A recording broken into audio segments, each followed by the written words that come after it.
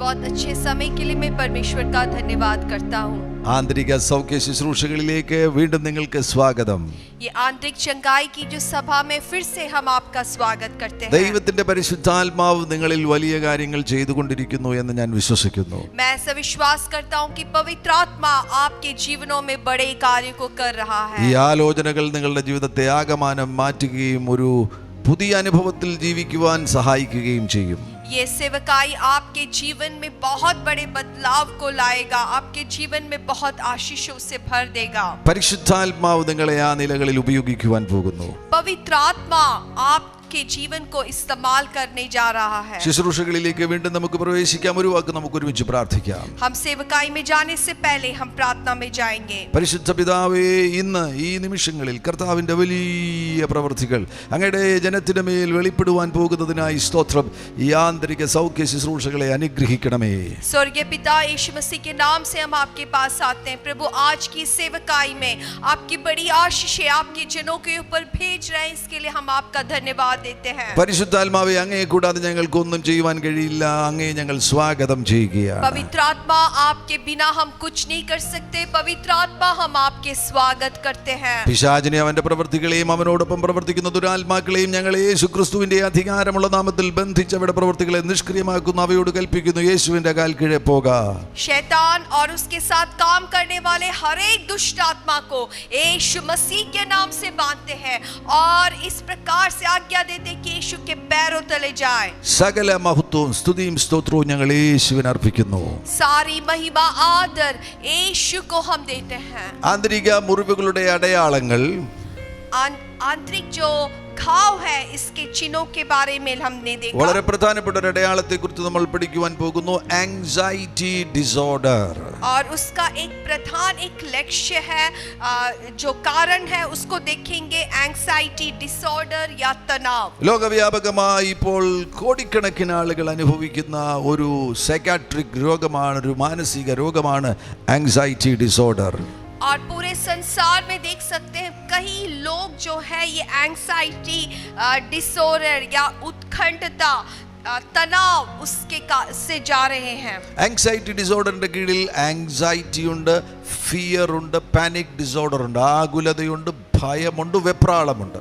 और ये anxiety disorder के अंदर आता है, एक तो है उत्कंठता है और एक डर भय है उसके अंदर। ഈ മൂന്ന് കാര്യങ്ങളും ആങ്സൈറ്റിയും ഫിയറും പാനിക്കും, ഇത് മൂന്നും ഭയവുമായി ബന്ധപ്പെട്ടതാകുന്നു. और एंग्जाइटी फियर पैनिक ये तीनों जो है भय से मिला हुआ है। നമുക്ക് ആങ്സൈറ്റിയെ കുറിച്ച്, വ്യാകുലതയെ കുറിച്ച് ആരംഭത്തിൽ പഠിക്കാം. हम सबसे पहले तनाव के बारे में, उत्कंठ का बारे में पढ़ेंगे। ആകുലത എന്ന് പറയുന്നത് ഭാവിയെ കുറിച്ചുള്ള ഭയമാണ്. जो एंग्जाइटी है वो एक डर है, भविष्य के बारे में डर। ഭാവിക്കൊരു മാറ്റവും വരുവാൻ പോകുന്നില്ല എന്ന് ആളുകൾ ഭയപ്പെടുവാൻ തുടങ്ങുന്നു.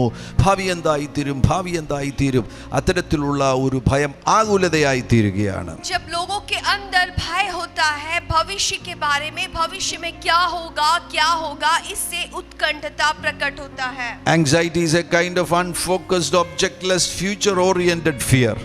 और एंग्जाइटी को हम इस प्रकार से कह सकते हैं, ऐसा एक भय जो अस्थिर होता है और उद्देश्य रहित होता है। സദൃശവാക്യങ്ങൾ അതിന്റെ 12-ാമത്തെ അധ്യായം 25-ാമത്തെ വാക്യത്തിലേക്ക് നിങ്ങളുടെ ശ്രദ്ധ തിരിക്കുക. नीतिवचन उसका 12 अध्याय उसका 25वां पद आप देख सकते हैं। മനോവ്യസനം ഹേതുവായി മനുഷ്യന്റെ മനസ്സിടിയുന്നു. ഒരു നല്ല വാക്കോ അതിനെ സന്തോഷിപ്പിക്കുന്നു. उसमें लिखा है, उदास मन दब जाता है परंतु भली बात से वो आनंदित होता है। 1 പത്രോസിന്റെ ലേഖനം 5-ാമത്തെ അധ്യായം 7-ാമത്തെ വാക്യം വായിക്കാം. पहला पत्रोस 5:7 हम पढ़ सकते हैं। 5-ാം അധ്യായം 7-ാം വാക്യം, അവൻ നിങ്ങൾക്കായി കരുതുന്നതാകയാൽ നിങ്ങളുടെ സകല ചിന്താകുലവും അവന്റെ മേൽ ഇട്ടുകൊള്ളുവീൻ. और उसमें लिखा है, क्योंकि प्रभु हमारे लिए सोचता है, आपके सारे बोझ उसके ऊपर डाल दो. ഫിലിപ്പിയ ലേഖനം 4-ാമത്തെ അധ്യായം 6 മുതൽ 8 വരെയുള്ള വാക്യങ്ങൾ നമുക്ക് സുപരിചിതമാണ്. ഒന്നിനെ കുറിച്ചും വിചാരപ്പെടരുത്, എല്ലാറ്റിലും പ്രാർത്ഥനയാലും അപേക്ഷയാലും നിങ്ങളുടെ ആവശ്യങ്ങൾ സ്തോത്രത്തോട് ദൈവത്തോട് അറിയിക്കുക അത്രേ വേണ്ടത്. എന്നാൽ സകല ബുദ്ധിയും കവിയുന്ന ദൈവസമാധാനം നിങ്ങളുടെ ഹൃദയങ്ങളെയും നിരവുകളെയും ക്രിസ്തുയേശുവിങ്കൽ കാക്കും. फिलिपियों 4 उसका 6 से 8 हम अच्छी तरीके से जानते हैं, जिसमें लिखा है किसी बात की चिंता मत करो, परंतु हर एक बात में तुम्हारा निवेदन प्रार्थना और विनती के द्वारा धन्यवाद के साथ परमेश्वर के सन्मुख उपस्थित किए जाए. तब परमेश्वर की शांति जो सारी समझ से परे है तुम्हारे हृदय और तुम्हारे विचारों में मसीह यीशु में सुरक्षित रखेगी. ബൈബിൾ നമ്മെ അങ്ങനെയാണ് പഠിപ്പിക്കുന്നത്, ഒന്നിനെ കുറിച്ചും വ്യാകുലപ്പെടരുത്. बाइबल हमें सिखाता है कि किसी बात के लिए हमें व्याकुल नहीं होना है. അമ്മേ, എന്തിനാണ് മകളുടെ വിവാഹത്തെക്കുറിച്ച് വ്യാകുലപ്പെടുന്നത്? आप माता जी, आप अपने बेटी के विवाह के लिए क्यों चिंता करते हैं? യൗവനക്കാരാ, എന്തിനാണ് നിന്റെ വിദ്യാഭ്യാസത്തെക്കുറിച്ച് നീ വ്യാകുലപ്പെടുന്നത്? जवान भाई, आपके पढ़ाई के लिए आप क्यों चिंता करते हैं? ദൈവദാസ, ആ വീടിനെ കുറിച്ച്, വീട് പണിയെ കുറിച്ച് എന്തിനാണ് വ്യാകുലപ്പെടുന്നത്? परमेश्वर के दास, आपके घर के बारे में, उसके जो बिल्डिंग कंस्ट्रक्शन के बारे में आप क्यों सोचते हैं? വ്യാകുലപ്പെടുന്നത് കൊണ്ട് കാര്യങ്ങൾക്ക് യാതൊരു മാറ്റവും വരുവാൻ പോകുന്നില്ല. आप अगर व्याकुल होते हैं, इससे आपके बातों में कुछ सुलझाव नहीं मिलता. എന്നാൽ ദൈവത്തിൽ ആശ്രയിക്കുന്നതിന്റെ പരിണതഫലമായി അത്ഭുതങ്ങൾ ദൈവം നിങ്ങൾക്ക് വേണ്ടി ചെയ്യും. लेकिन अगर आप परमेश्वर पर पूरा भरोसा करते हैं, प्रभु की बड़ी आश्चर्य काम को आपके जीवनों में देखोगे. ഒരിക്കൽ യേശു കർത്താവ് ബഥാന്യയിൽ മാർത്തയുടെയും മറിയുടെയും ഭവനത്തിൽ വന്നു. एक बार यीशु मसीह मार्ता और मरिया के घर बेथानिया में आया. ലൂക്കോസിന്റെ സുവിശേഷം 10-ാമത്തെ അധ്യായം 38 മുതലുള്ള വാക്യങ്ങളിൽ ആ സംഭവം നമുക്ക് കാണാൻ കഴിയുന്നു. हम उसको देख सकते हैं लूका उसका 10वां अध्याय में. അവൻ യാത്ര പോകുകയിൽ ഒരു ഗ്രാമത്തിലെത്തി. മാർത്ത എന്നു പേരുള്ള ഒരു സ്ത്രീ അവനെ വീട്ടിൽ കൈക്കൊണ്ടു. അവൾക്ക് മറിയ എന്നൊരു സഹോദരി ഉണ്ടായിരുന്നു. അവൾ കർത്താവിൻ്റെ കാൽക്കലിരുന്നു അവൻ്റെ വചനം കേട്ടുകൊണ്ടിരുന്നു. മാർത്തയോ, ഇത് ശ്രദ്ധിക്കണം, മാർത്തയോ വളരെ ശുശ്രൂഷയാൽ കുഴങ്ങിയിട്ട് അടുക്ക വന്നു, കർത്താവേ, എൻ്റെ സഹോദരി ശുശ്രൂഷയ്ക്ക് എന്നെ തനിച്ചു വിട്ടിരിക്കുന്നതിൽ നിനക്ക് വിചാരമില്ലയോ? എന്നെ സഹായിപ്പാൻ അവളോട് കൽപ്പിച്ചാലും എന്ന് പറഞ്ഞു. കർത്താവ് അവളോട്, യേശുവോട്, മാർത്തേ മാർത്തേ, നീ പലതിനെ ചൊല്ലി വിചാരപ്പെട്ടും മനം കലങ്ങിയും ഇരിക്കുന്നു. എന്നാൽ അല്പമേ വേണ്ടൂ, അല്ല ഒന്ന് മതി. മറിയ നല്ല അംശം തെരഞ്ഞെടുത്തിരിക്കുന്നു, അത് ആരും അവളോട് അപഹരിക്കയില്ല. लूका 10 उसका 38वां पद से हम पढ़ेंगे. जब वे जा रहा था तो एक गांव में गया और मार्ता नामक एक स्त्री ने उसे अपने घर में उतराया. मरियम नामक उसकी एक बहन थी, वो प्रभु के चरणों में बैठकर उसका वचन सुनती थी. परंतु मार्ता सेवा करते करते घबरा गई और उसके पास आकर कहने लगी, हे प्रभु, क्या तुझे कुछ भी चिंता नहीं कि मेरे बहन ने मुझे सेवा करने के लिए अकेले ही छोड़ दिया? इसलिए उसने कहा कि मेरी सहायता करे. प्रभु ने उसे उत्तर दिया, मार्ता, हे मार्ता, तू बहुत बातों के लिए चिंतित रहती है और घबराती है, परंतु एक बात आवश्यक है और वह उत्तम भाग को मरियम ने चुन लिया है, जो उससे छीन ना लेगा. യേശു വീട്ടിൽ വന്നപ്പോൾ രണ്ട് സഹോദരിമാരുടെ പ്രതികരണമാണ് നമുക്ക് ഇവിടെ കാണാൻ കഴിയുന്നത്. हम यहाँ पे देखते हैं यीशु मसीह घर में आया है और वो घर के दो बहन लोग किस प्रकार से उसका प्रतिकरण करते हैं. ഒരാൾ അങ്ങ് വല്ലാതെ വ്യാകുലപ്പെടുകയാണ്. വ്യാകുലപ്പെട്ടിട്ട് വന്നിട്ട് യേശുവിനോട് പരാതിപ്പെടുന്നു. और एक जो स्त्री है बहुत चिंता में है, बहुत घबरा गई है और यीशु मसीह के पास आकर कुड़कुड़ा रही है. നിങ്ങളുടെ അരികിൽ എപ്പോഴും വന്ന് ഓരോ കാര്യങ്ങളെ കുറിച്ച് പരാതി പറയുന്ന ആളുകളുണ്ടെങ്കിൽ അവരെ കുറിച്ച് മനസ്സിലാക്കുക, അവര് ആകുലതയുള്ളവരാണ്, ആങ്സൈറ്റി ഉള്ളവരാണ്. आपके पास जो लोग आते हैं बार बार कुड़कुड़ाते रहते हैं, अपने शिकायत करते रहते हैं, आपको समझना है ऐसे लोगों के अंदर वो उत्कंठता है. അവരുടെ ചിന്തകളുടെ മേൽ അവർക്ക് നിയന്ത്രണമില്ല. അവർ നിഷേധാർത്ഥകമാകുന്ന ചിന്തകൾ ചിന്തിക്കുന്നവരാണ്. उनके चिंता के ऊपर उनको कोई नियंत्रण नहीं है, वो नकारात्मक रीति में सोचने वाले हैं. ആകുലത എന്ന് പറയുന്നത് ചിന്തകളുടെ കൂട്ടമാകുന്നു. ഭയവുമായി ബന്ധപ്പെട്ട്, ഭാവിയുമായി ബന്ധപ്പെട്ടുള്ള ചിന്തകളുടെ കൂട്ടമാകുന്നു ആകുലതകൾ എന്ന് പറയുന്നത്. और उत्कंठता जो है भविष्य के बारे में डर का एक समूह कह सकते हैं। ഇവിടെ മാർത്ത ആകുലപ്പെടുകയാണ്. यहाँ पे मार्ता जो है बहुत चिंतित है, മാത്രമല്ല അവൾ പരാതി പറയുകയാണ്. और बस वही नहीं, वो आकर कुड़कुड़ा रही है, शिकायत कर रही है യേശുവിനെ കുറ്റപ്പെടുത്തുകയും ചെയ്യുകയാണ്. और यीशु मसीह को कहता है कि आपने गलती किया है, അങ്ങക്ക് എന്നെ കുറിച്ച് വിചാരമില്ല. और वो कह रही कि यीशु मसीह आप मेरे बारे में चिंता नहीं करते, എന്നെ തനിയെ വിട്ടിരിക്കുകയാണ് പണിയെടുക്കുവാൻ വേണ്ടി. मुझे अकेला छोड़ा है काम करने के लिए। യേശു അവളോട് വ്യക്തമായിട്ട് മറുപടി പറയുന്നുണ്ട്. यीशु बहुत साफ तरीके से उसे उत्तर देता യേശു है, പറയുന്നത്, മാർത്തേ, നീ ഇപ്പോൾ എനിക്ക് ആഹാരം ഉണ്ടാക്കുന്നത് മുഖാന്തരമല്ല നിനക്ക് ഈ വ്യാകുലത വന്നിരിക്കുന്നത്. ഇത് നിന്റെ പ്രകൃതമാണ്, ഇത് നിന്റെ സ്വഭാവമാണ്. നിന്റെ ജീവിതത്തിൽ പല സന്ദർഭങ്ങളിലും ആവർത്തിച്ച് പല കാര്യത്തെ ചൊല്ലി നീ വ്യാകുലപ്പെടുന്നുണ്ട്. यहाँ पर यीशु मसीह उसे उत्तर देता है, हे मार्ता, तू अभी मेरे लिए जो खाना बना रही है इसके लिए चिंतित नहीं है, लेकिन ये तुम्हारा स्वभाव है, तुम हर दम कई बातों को सोचते तनाव में रहती हो। മാർത്തയ്ക്ക് സംഭവിച്ചൊരു കാര്യം അവിടെ എഴുതിയിട്ടുണ്ട്. അവൾ ശുശ്രൂഷയിൽ കുഴങ്ങിയിട്ടെന്നാണ് രേഖപ്പെടുത്തിയിരിക്കുന്നത്. यहाँ पर उसको मार्ता को क्या हुआ उसके बारे में लिखा है, मार्ता सेवा करते करते घबरा गई। അത് വളരെ ശ്രദ്ധിക്കണം. പലരും അവരെ ഏൽപ്പിച്ചിരിക്കുന്ന ഉത്തരവാദിത്തങ്ങൾ ചെയ്ത് കുഴഞ്ഞു പോവുകയാണ്. आप यहाँ पर ध्यान दीजिए, कई लोग हैं उनको दिए गए जो भी कर्तव्य है वो करते करते वो घबरा जाते हैं या व्याकुल होते हैं। നമുക്ക് എത്ര ഉത്തരവാദിത്തങ്ങൾ ഉണ്ടെങ്കിലും കുഴയാതെ നമുക്ക് കൃത്യമായിട്ട് ക്രമത്തിൽ ഓരോ കാര്യങ്ങൾ ചെയ്യുവാൻ കഴിയും. हमारे पास कितना भी कर्तव्य हो, कितना भी कार्य करने के लिए हो, लेकिन प्रभु ये सामर्थ्य देगा कि सब कुछ सही समय पर हम कर सकेंगे। ആരെങ്കിലും പറയുന്നത് കേട്ടിട്ടുണ്ടോ? ഞാൻ ബിസിയാണ്, വളരെ ബിസിയാണ്, എനിക്ക് സമയമില്ല, വളരെ ബിസിയാണ്. ആകുലതയുള്ളവരാണ് അവർ. जो लोग कहते हैं मैं बहुत बिजी हूँ, कुछ बात के लिए समय नहीं है, आपको समझना है, ऐसे लोगों के अंदर उत्कंठता है। അവർക്ക് ടൈം മാനേജ് ചെയ്യുവാൻ അറിയത്തില്ല, അവർക്ക് അവരുടെ ജീവിതത്തിൽ ക്രമമില്ല, ഓർഡർ ഇല്ല, അതുകൊണ്ടെല്ലാം കുഴഞ്ഞു മറിഞ്ഞു കിടക്കുകയാണ്. वो अपने समय को नियंत्रण नहीं करते, वो अपने समय को अच्छी रीति से इस्तेमाल नहीं करते, उनका जीवन जो है, उनका दिनक्रम सब उल्टा पुल्टा है। പല പാസ്റ്റേഴ്സിനും ഇതാണ് സംഭവിക്കുന്നത്. അവർ അവരുടെ ശുശ്രൂഷയിൽ കുഴഞ്ഞു പോകുകയാണ്. കുഴങ്ങിയിട്ട് മിനിസ്ട്രിയിൽ കുഴഞ്ഞു പോകരുത്. कई परमेश्वर के दास लोग सेवकाई में वो एकदम थक जाते हैं। कभी भी सेवकाई में आपको थकना नहीं है, ദൈവത്തിൽ ആശ്രയിക്കുകയാണ് ചെയ്യേണ്ടത്. आपको परमेश्वर पर पूरा विश्वास करना है। ചില സന്ദർഭങ്ങളിൽ എൻ്റെ മുൻപിൽ അനേകം ദൗത്യങ്ങൾ ഒരുപോലെ വരും. कई बार मेरे जीवन में भी कई चीजों को एक ही दिन मुझे करना पड़ता है, ചില സമയപരിധിക്കുള്ളിൽ അത് പൂർത്തിയാക്കേണ്ടതാണ്. और कुछ समय में ही मुझे वो खत्म करना है। അപ്പോൾ ഞാൻ പരിശീലിച്ചിട്ടുണ്ട്, ആകുലപ്പെട്ടാൽ അതൊന്നും പൂർത്തിയാക്കാൻ കഴിയത്തില്ല. मैंने अपने जीवन में मैंने ये देखा है, अगर मैं घबरा जाता हूँ, अगर मैं व्याकुल हो जाता हूँ, मैं कुछ भी नहीं कर सकता। എൻ്റെ മനസ്സിന് ഞാനൊരു സന്ദേശം കൊടുക്കത്തില്ല, ദൗത്യങ്ങൾ കൂടുതലാണെന്നൊരു സന്ദേശം ഞാൻ കൊടുക്കത്തില്ല. കൊടുത്താൽ കുഴച്ചില്ല.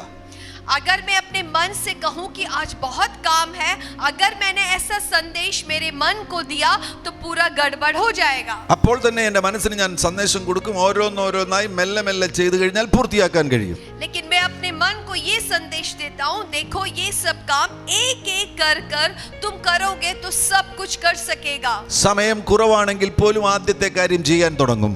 समय कम होने से भी मैं जो पहला कार्य मुझे करना है वो करना मैं शुरू करता हूँ, രണ്ടാമത്തെ കാര്യം ചെയ്യും. दूसरा कार्य को करता हूँ। അത്ഭുതകരമായി വ്യാകുലതയില്ലാത്തത് കൊണ്ട്, പരാതിയില്ലാത്തത് കൊണ്ട് എനിക്ക് മിക്കപ്പോഴും ആ കാര്യങ്ങൾ സമയത്തിന്റെ ഉള്ളിൽ പൂർത്തിയാക്കുവാൻ കഴിയുന്നു. और कई बार क्योंकि मैं व्याकुल नहीं रहता, मैं घबराता नहीं हूँ, समय के अंदर ही पूरा कार्य को करने के लिए प्रभु मुझे मदद करता അവിടെ है। ഞാൻ വ്യാകുലപ്പെട്ടു പോയാൽ ഞാൻ ശുശ്രൂഷയിൽ കുഴഞ്ഞു പോകും. अगर मैं उस समय व्याकुल होता तो मेरी सेवकाई में मैं हो सकता है मैं बहुत ही व्याकुल हो सकता है, थक जाऊंगा। ഇത് തന്നെയാണ് ഷീബയുടെ അനുഭവം. അടുക്കളയിലെ പണിയിൽ കുഴഞ്ഞു പോകാതിരിക്കാൻ ഷീബ ശ്രദ്ധിക്കാറുണ്ട്.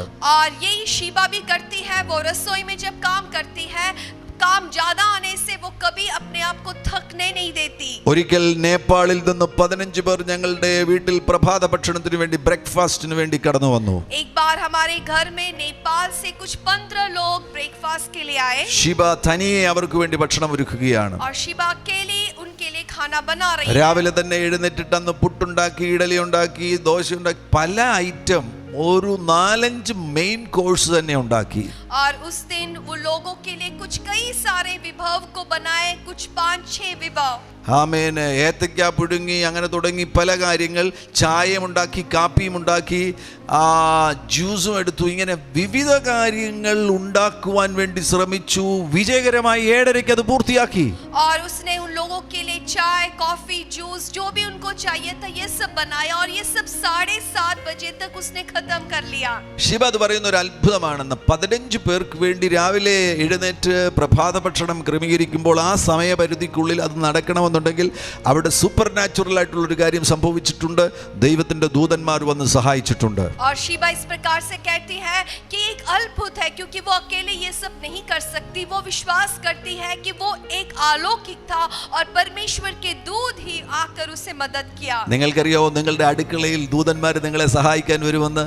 आपको क्या मालूम है, आपके रसोई में भी परमेश्वर के दूत आ सकते हैं. स्वर्गदूत आकर आपको मदद कर सकता है. ഇത് യാഥാർത്ഥ്യമാണ്. ഷീബ ഞങ്ങളുടെ അടുക്കളയിൽ കുഞ്ഞു മാലാഖമാരെ കണ്ടിട്ടുണ്ട്. और ये सच्ची बात है, क्योंकि शीबा ने कई बार रसोई में छोटे छोटे परमेश्वर जो स्वर्गदूत है उनको देखा है. പരിശുദ്ധാത്മാവിനോട് ചോദിച്ചു, കുഞ്ഞു മാലാഖമാരെ എന്തിനാണ് അയച്ചിരിക്കുന്നത്? പരിശുദ്ധാത്മാവ് പറഞ്ഞു, നിന്നെ അടുക്കളയിൽ സഹായിക്കുവാൻ വേണ്ടിയാണ്. तो वो पवित्र आत्मा से पूछती है कि प्रभु आपने ये स्वर्गदूतों को क्यों भेजा है? तो पवित्र आत्मा उससे कहा कि आपको मदद करने के लिए मैंने भेजा है. മാർത്തേ, മാർത്തേ, നീ ശുശ്രൂഷയിൽ കുഴഞ്ഞിരിക്കുകയാണ്. मार्ता मार्ता, तू अपने सेवकाई में तू थक गई है. നീ ഇപ്പോൾ എന്താണ് ചെയ്യേണ്ടത്? अभी तुझे क्या करना है? മറിയ ചെയ്തത് നിങ്ങൾ ശ്രദ്ധിക്കുക. मरियम यहाँ क्या कर रही है, आप उसमें ध्यान दीजिए. അവൾ യേശു വന്നു കഴിഞ്ഞപ്പോൾ തന്നെ जब वहाँ पर यीशु मसीह आया, അവന്റെ കാൽക്കൽ ഇരുന്നു. यीशु मसीह के पैरों तले वो बैठ गई. ഇരിക്കുക എന്ന് പറയുന്ന ആ പൊസിഷൻ ഉണ്ടല്ലോ, അത് റെസ്റ്റിനെ കാണിക്കുകയാണ്. बैठना जो पोजीशन है वो दिखाता है विश्राम. ഇരിക്കുമ്പോൾ നമുക്ക് സ്വസ്ഥതയും സമാധാനവും ഉണ്ടെങ്കിലേ നമുക്ക് ഇരിക്കാൻ കഴിയത്തുള്ളൂ. കുറേ നേരം ഇരിക്കണമെന്നുണ്ടെങ്കിൽ ഒരാളുടെ മുഖത്ത് തന്നെ നോക്കിക്കൊണ്ട് ആ ആൾ പറയുന്നത് കേട്ടുകൊണ്ടിരിക്കണമെന്നുണ്ടെങ്കിൽ സ്വസ്ഥതയും സമാധാനവും വേണം. आपके अंदर शांति होना है, समाधान होना है, तभी आप कहीं पर एक जगह एक व्यक्ति के मुंह को देखकर बैठ सकते हैं. ആകുലത ഉള്ളവർക്ക് ഏകാഗ്രത ലഭിക്കുകയില്ല. ഇരിക്കുകയാണെങ്കിൽ പോലും അവർ അസ്വസ്ഥരായി എഴുന്നേറ്റ് പോകണമെന്ന് അവർക്ക് തോന്നും. जो लोग उत्कंठता से भरे होते हैं वो एक जगह बैठ नहीं सकते, वो किसी बात पर ध्यान नहीं रख सकते. वो अगर बैठते भी हैं उनको लगता है यहाँ से उठकर चला जाना है. മറിയെ ശ്രദ്ധിക്കുക, അതൊരു ഡീപ് റെസ്റ്റിന്റെ വളരെ വ്യക്തമാകുന്ന ഒരു ചിത്രമാണ്. അവൾ ഇരിക്കുകയാണ്, യേശുവിൽ നിന്ന് കേൾക്കുകയാണ്. यहाँ पर देखिए मरियम को, वो यीशु के चरणों में बैठ रही है. वहाँ बैठकर शांति से यीशु के मुंह से आने वाली बात को सुन रही है. യേശു അതാണ് മാർത്തയോട് പറയുന്നത്, നീയും എൻ്റെ അരികിൽ ഇരിക്കുക, റെസ്റ്റ് എടുക്കുക, വിശ്രമിക്കുക. കാര്യങ്ങൾ നടക്കേണ്ട സമയത്ത് കൃത്യമായി നടന്നിരിക്കും. यीशु मसीह भी मार्ता से यही कहता है, तू भी मेरे चरणों में बैठकर मैं जो कहता हूँ वो सुन. तब जो जो कार्य होना है सब कुछ समय पर हो जाएगा. മത്തായിയുടെ സുവിശേഷം 6-ാമത്തെ അധ്യായം 25 മുതലുള്ള വാക്യങ്ങളിൽ യേശു ക്രിസ്തു വ്യാകുലതയെ കുറിച്ച് പഠിപ്പിച്ചു. और मत्ती के सुसमाचार उसका 6वां अध्याय उसका 25वां पद से व्याकुलता के बारे में यीशु मसीह सिखाता है. യേശു പറയുന്നത്, അതുകൊണ്ട് ഞാൻ നിങ്ങളോട് പറയുന്നത്, എന്തു തിന്നും എന്തു കുടിക്കും എന്ന് നിങ്ങളുടെ ജീവനായിക്കൊണ്ടും എന്തുടുക്കും എന്ന് ശരീരത്തിനായിക്കൊണ്ടും വിചാരപ്പെടരുത്. इसलिए मैं तुमसे कहता हूँ कि अपने प्राण के लिए ये चिंता ना करो कि हम क्या खाएंगे, क्या पिएंगे, क्या अपने शरीर के लिए हम पहनेंगे.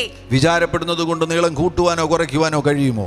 आप चिंता करने से आप एक लंबाई को ज्यादा या कम नहीं कर सकते. കാക്കയെ നോക്കുക, പക്ഷികളെ നോക്കുക, അവ വിതയ്ക്കുന്നുണ്ടോ, അവ കൊയ്യുന്നുണ്ടോ, എന്നാൽ അവർക്ക് ആർക്കെങ്കിലും വ്യാകുലതയുണ്ടോ? आप कौवे को देखो, पक्षियों को देखो, वो क्या कुछ खेत में दाना देते हैं या नहीं, लेकिन उनको किसी बात की चिंता नहीं. വയലിലെ സസ്യങ്ങളെ നോക്കുക, താമരയെ നോക്കുക, അവയ്ക്ക് വ്യാകുലതയുണ്ടോ? वहाँ पे जंगल के जो फूलों को देखो, उनको देखो, लोटस को देखो, उनको कोई चिंता नहीं है. പ്രകൃതിയിലേക്ക് നോക്കുകയാണെങ്കിൽ തന്നെ നമുക്ക് പാഠങ്ങൾ പഠിക്കുവാൻ കഴിയും. जब हम इस प्रकृति को देखते हैं उससे हम बहुत कुछ बातों को सीख सकते हैं। ഇന്ന് മനുഷ്യൻ എന്തെല്ലാം കാര്യത്തെ ചൊല്ലി വ്യാകുലപ്പെടുകയാണ്. വീട് പണി നടക്കുന്നില്ല, ചർച്ചിന്റെ കാര്യം ശരിയാകുന്നില്ല, മക്കളുടെ കാര്യം ശരിയാകുന്നില്ല, ജോലി കാര്യം ശരിയാകുന്നില്ല, ഭാവി കാര്യം ശരിയാകുന്നില്ല, സാമ്പത്തികം ശരിയാകുന്നില്ല. പല തരത്തിലുള്ള വിചാരങ്ങൾക്ക് മനുഷ്യൻ അടിമകളാകുന്നു. आज मनुष्य बहुत सारे बातों में व्याकुल है। उनका घर का जो कंस्ट्रक्शन है वो ठीक नहीं हो रहा, उनके बच्चों के बारे में चिंता करते, सेवकाई के बारे में चिंता करते, कलीसिया के बारे में चिंता करते, उनके जो धन संबंध बात है उसमें चिंता करते, कई प्रकार के चिंता से वो उत्कंठ है। യേശു പറയുന്നത് ശ്രദ്ധിക്കുക. 33-ാമത്തെ വാക്യത്തിൽ മുൻപേ അവന്റെ രാജ്യവും നീതിയും അന്വേഷിപ്പീൻ, അതോടുകൂടെ ഇതൊക്കെയും നിങ്ങൾക്ക് കിട്ടും. उसका 33वां पद आप ध्यान दीजिए, यीशु मसीह कहता है इसलिए पहले तुम परमेश्वर के राज्य और उसके धर्म की खोज करो तो ये सब वस्तुएं तुम्हें मिल जाएगी. ട്രസ്റ്റ് ആണ്, ആശ്രയമാണ്, വിശ്വാസമാണ് ഈ അത്ഭുതത്തിന്റെ പിന്നിലെ രഹസ്യം എന്ന് പറയുന്നത്. आप जब परमेश्वर पर पूरा भरोसा करते हैं यही वो चमत्कार का कुंजी है. യേശു ഒരു കാര്യം കൂടെ പറയുകയാണ്, അതുകൊണ്ട് നാളേക്കായി വിചാരപ്പെടരുത്. और यीशु मसीह और एक बात कहते हैं कि कल के लिए चिंता ना करो. ഈ നാളെ എന്ന് പറയുന്ന ദിവസം ഫൂൾസ് കലണ്ടറിൽ മാത്രമേ ഉള്ളൂ. നാളെ എന്ന് പറയുന്ന ഒരു ദിവസമില്ല. कल जो दिन है वो एक मूर्ख के कैलेंडर में ही होता है, क्योंकि कल बोलकर एक दिन होता ही नहीं. നിങ്ങൾ എന്തെങ്കിലും നാളെയിൽ ചെന്നിട്ടുണ്ടോ? कभी क्या आप कल में पहुंचे हैं? നിങ്ങൾ എല്ലാ ദിവസവും ചെല്ലുന്നത് ഇന്നിലാണ് ചെല്ലുന്നത്. आप हर दिन जब जाते हैं आज के दिन जाते हैं. അതുകൊണ്ട് നാളേക്കായി വിചാരപ്പെടേണ്ട കാര്യമില്ല. इसलिए कल के लिए आपको चिंता करने की जरूरत नहीं നാളത്തെ है, ദിവസം തനിക്കായി തന്നെ വിചാരപ്പെടുമല്ലോ. क्योंकि कल का दिन अपनी चिंता आप ही कर लेता है. ഒരിക്കലും ഇന്നലകളിലെ ഭാരങ്ങൾ ചുമന്നുകൊണ്ട് നടക്കരുത്. कभी भी आप जो बीते हुए दिन है उसके भार को लेकर आगे नहीं चलना है. അതേപോലെ തന്നെ നാളകളിലെ ഭാരങ്ങളും ചുമന്നുകൊണ്ട് നടക്കരുത്. और उसी प्रकार आने वाले दिन के भार को भी लेकर आगे नहीं चलना है. അതത് ദിവസത്തെ ദൗത്യങ്ങൾ വിശ്വസ്തയോടുകൂടെ ചെയ്യുക. आज हर दिन के जो कार्य आपको सौंपा गया है वो विश्वास योग्यता से आप उसको करें. ദൈവം അത്ഭുതങ്ങൾ ചെയ്യുവാൻ വിശ്വസ്തനാകുന്നു. परमेश्वर आपके जीवन में चमत्कार को करेगा. ഏകദേശം 26 വർഷമായിട്ട് ഞാൻ പ്രസംഗിക്കുന്നു. कुछ 26 साल से मैं प्रचार कर रहा हूँ. അതിനു മുന്നമേ വിദ്യാർത്ഥിയായിരുന്നപ്പോൾ തന്നെ ഞാൻ യേശുവിന് വേണ്ടി എൻ്റെ ജീവിതം കൊടുത്തു. और उससे पहले ही जब मैं विद्यार्थी था मैं अपने जीवन को यीशु मसीह को दे दिया. യേശു ക്രിസ്തുവിന്റെ വചനം പ്രസംഗിക്കുവാൻ വേണ്ടി ഞാൻ എന്നെ തന്നെ സമർപ്പിക്കുമ്പോൾ जब मैं यीशु मसीह के वचन को प्रचार करने के लिए अपने आप को समर्पण किया. ബുദ്ധിമാന്മാരായ മനുഷ്യർ, വിവേകമുള്ള മനുഷ്യർ എന്നോട് പറഞ്ഞു, നിന്നെ ആര് പോറ്റും, നിനക്കാര് ചിലവിന് തരുമെന്ന് ചോദിച്ചു. मेरे घर के लोग, पढ़े लिखे लोग मुझसे पूछा कि तुम्हें कौन खर्चा देगा, तुम्हारा कार्य कैसे चलेगा. അവരുടെ വാക്ക് കേട്ടിരുന്നുവെങ്കിൽ ഇന്ന് ഞാൻ നിങ്ങളുടെ മുൻപിൽ നിൽക്കുകയില്ല. अगर मैं उनके बातों को सुनता कभी मैं आपके सामने खड़ा नहीं हो सकता. അവരെന്നെ പുച്ഛിച്ചു, നിസാരമായി കണ്ടു. वो मुझे मजाक उड़ाए, मुझे छोटा कर कर देखा. എന്നാൽ ഞാൻ ദൈവശബ്ദം കേട്ടു. लेकिन मैंने परमेश्वर की आवाज को सुना. 25 വർഷങ്ങൾക്ക് ശേഷം എനിക്ക് നിങ്ങളോട് ധൈര്യമായിട്ട് പറയാൻ കഴിയും, 25 साल के बाद भी पूरे योग्यता से मैं आपसे कह सकता हूँ ആകുലതയില്ലാത്തൊരു ജീവിതമാണ് ഞാൻ നയിക്കുന്നത്. मैं ऐसा एक जीवन बिताता हूँ जिसमें कुछ उत्खंडता नहीं है. എനിക്ക് 2 പെൺകുട്ടികളാണ്. मेरे पास 2 बेटियां അവരുടെ हैं. വിവാഹത്തെ കുറിച്ച് പോലും എനിക്ക് ആകുലതകളില്ല. उनके विवाह के बारे में भी मैं चिंता नहीं അവരുടെ करता. ഫീസിന്റെ കാര്യത്തെ കുറിച്ച് പോലും എനിക്ക് ആകുലതയില്ല. उनके फीस के बारे में भी मैं व्याकुल नहीं होता हूँ. പലപ്പോഴും അവരുടെ ഫീസിന്റെ കാര്യം ഞാൻ മറന്നുപോകും, എൻ്റെ കയ്യിൽ പൈസ ഇല്ലാതുമായിരിക്കും. और कई बार उनके फीस के बारे में मैं भूल जाता हूँ और मेरे पास पैसे भी नहीं പക്ഷെ അവർക്ക് होते. ഫീസ് കൊടുക്കേണ്ട ആ സമയത്ത് എൻ്റെ കയ്യിൽ പരിശുദ്ധാത്മാവ് ഫീസ് കൊണ്ടുതരും. लेकिन उनको जब फीस देना होता है उसी समय मेरे हाथ में पवित्र आत्मा उनके फीस के लिए पैसा दे देता है. ദൈവത്തിൽ ട്രസ്റ്റ് ചെയ്യുവാൻ നിങ്ങൾ പരിശീലിക്കുകയാണ് എങ്കിൽ, अगर आप परमेश्वर पर पूरा भरोसा करने के लिए सीख लेते हैं, ആകുലതയില്ലാത്തൊരു ജീവിതം നയിക്കുവാൻ കഴിയും. आप बिना व्याकुलता का एक जीवन आप बिता सकते हैं. ആങ്സൈറ്റി ഡിസോർഡറിൽ രണ്ടാമത്തേതാണ് ഫിയർ എന്ന് പറയുന്നത്. एंग्जाइटी डिसऑर्डर में दूसरा है डर. Fear in general is seen as a reaction to a specific observable danger. മുൻപിൽ വരുന്ന ഒരു അപകടത്തെക്കുറിച്ചുള്ള ഭയമാണ്, കാണത്തക്കവണ്ണമുള്ള ഒരു അപകടത്തെക്കുറിച്ചുള്ള ഭയമാണ് യഥാർത്ഥത്തിൽ ഫിയർ എന്ന് പറയുന്നത്. डर जो है उसको हम इस प्रकार से कह सकते हैं, आने वाले किसी बात खतरा को देखकर डरना. Thus fear is anxiety that is attached to a specific thing or circumstance. അങ്ങനെ വരുമ്പോൾ ഭയം എന്ന് പറയുന്നത് ഒരു തരം ആങ്സൈറ്റിയാണ്, ഒരു തരം വ്യാകുലതയാണ്, ഒരു വസ്തുവിനോടോ ഒരു സാഹചര്യത്തോടോ അറ്റാച്ച്ഡ് ആണത്. और जो भय जो है वो किसी बात से वो जुड़ा होता है, वो इसलिए आता है आपको भविष्य में कुछ होगा, बुरा होगा कर कर ऐसा सोच है. യവനായ ഭാഷയിൽ ഫോബിയ എന്ന് പറയുന്നു. അതുകൊണ്ട് മെഡിക്കൽ സയൻസും സൈക്കാട്രിയും അതിനെ ഫോബിയ എന്നാണ് വിളിക്കുന്നത്. यूनानी भाषा में उसको फोबिया कहते हैं, इसलिए मेडिकल साइंस भी फोबिया कर कर कहते हैं. ഈ കൊച്ചു കുഞ്ഞുങ്ങൾക്ക് ആരംഭത്തിൽ ഭയമില്ലെങ്കിലും പിന്നീട് രണ്ട് ഭയമാണ് അവർക്ക് വരുന്നത്. ഒന്ന് വീഴുമെന്നുള്ള ഭയവും, രണ്ട് ലൗഡ് നോയ്സും. ഇത് രണ്ടും കുഞ്ഞുങ്ങൾക്ക് ഭയമാണ്. छोटा सा जो बच्चा है उसके अंदर दो प्रकार के आरंभ में भय नहीं होता, फिर दो प्रकार के भय बस उसका होता है. एक होता है वो गिरेगा कर कर डर है, दूसरा है एक ऊंची आवाज से उसको डर लगता है. രണ്ട് ഭയം മാത്രമുള്ള കുഞ്ഞുങ്ങൾ വളർന്ന് 20 വയസ്സായി കഴിയുമ്പോൾ അവർക്ക് മുൻപിൽ 7000 ഭയങ്ങൾ ചുറ്റും നിൽക്കുകയാണ്. അവർക്ക് വേണമെങ്കിൽ ഏത് ഭയത്തിനകത്തും വീണു പോകുവാനുള്ള സാധ്യതയുണ്ട്. और ये जो बच्चा बस दो भय जो उसके अंदर है, जैसे जैसे वो बड़ा होता है उसके अंदर कम से कम 7000 भय, विभिन्न प्रकार के भय है जिसमें किसी एक में वो गिर सकता है. ഈ സൈക്കാട്രി മേഖലയിൽ പ്രവർത്തിക്കുന്നവർ കണ്ടെത്തിയിരിക്കുന്നത്, ചിലർ പറയുന്നത്, പൊതുവിൽ പറയുന്ന 500-ലധികം ഭയങ്ങളുണ്ട് എന്നാണ്. എന്നാൽ സിംഗപ്പൂരിലുള്ള ഒരു സൈക്കാട്രിക് ഡോക്ടേഴ്സിൻ്റെ സംഘം അവർ കണ്ടെത്തിയിരിക്കുന്നത് 7000-ലധികം ഭയങ്ങൾ മനുഷ്യനെതിരെ ഈ ഭൂമിയിൽ ഇപ്പോൾ ഉണ്ടെന്നാണ്. और मनोवैज्ञानिक का कहना है कि कुछ 500 कुछ डर है. लेकिन अभी सिंगापुर में कुछ लोग जो रिसर्च करते हैं उनका कहना है कि कुछ 7000 प्रकार के भय हैं. അവരോരോ പേരുകളാണ് കൊടുത്തിരിക്കുന്നത്. അക്രോഫോബിയ എന്ന് പറഞ്ഞു കഴിഞ്ഞാൽ ഉയരത്തെക്കുറിച്ചുള്ള ഭയം, ആൻഡ് എയറോഫോബിയ എന്ന് പറഞ്ഞു കഴിഞ്ഞാൽ വിമാനത്തിൽ പറക്കുന്നതിലുള്ള ഭയം, നൈക്ടോഫോബിയ എന്ന് പറഞ്ഞു കഴിഞ്ഞാൽ രാത്രിയെ ഭയപ്പെടുന്നു. और वो कई प्रकार के नाम दिया है, जैसे अक्रोफोबिया जो ऊंचाई से डरते हैं, और दूसरा है एरोफोबिया जो आप जब